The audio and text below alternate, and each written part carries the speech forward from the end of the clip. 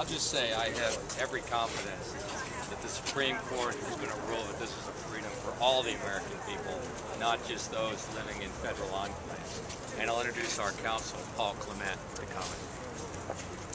Well, thank you, Wayne. I think the court was obviously very focused on the due process clause, and I think we feel very good that the court's focus on the due process clause is a good sign that the Second Amendment will be extended to the states. I think there's a very strong argument, the argument we've just made to the court, that there's really no reason to distinguish between the Second Amendment and the First Amendment and the Fourth Amendment.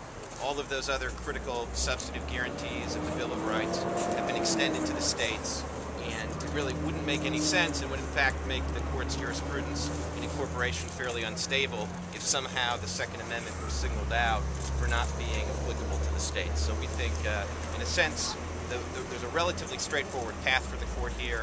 It's in the due process clause, and the result would be to extend the Second Amendment across the country, so it doesn't just protect people in the district or in the national parks, but protects everybody across the country.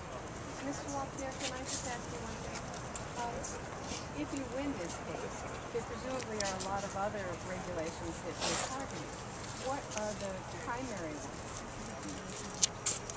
Well, I think we'll see what the decision says in June. I mean, certainly restrictions where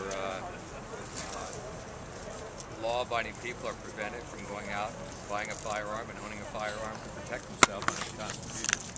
But is it carry rules? Is it permits for Can you touch the camera? I think we'll see what the decision says in June before we start speculating.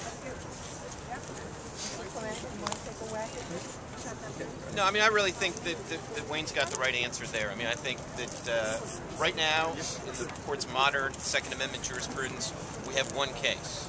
At the end of this June, presumably we're going to have a second case.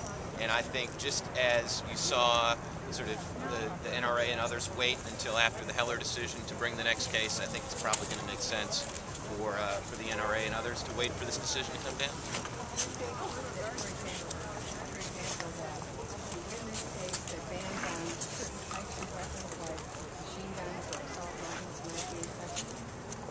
Well, I think, presumably the NRA is not going to have a monopoly on litigating these claims. I think once you have, if the court does indeed decide to extend this right to the state governments, there's going to be, I think, all sorts of citizens that are going to be in the position of evaluating whether or not their state and local regulations conform to the Constitution. And that's no different when it comes to the First Amendment, no different when it comes to the Fourth Amendment.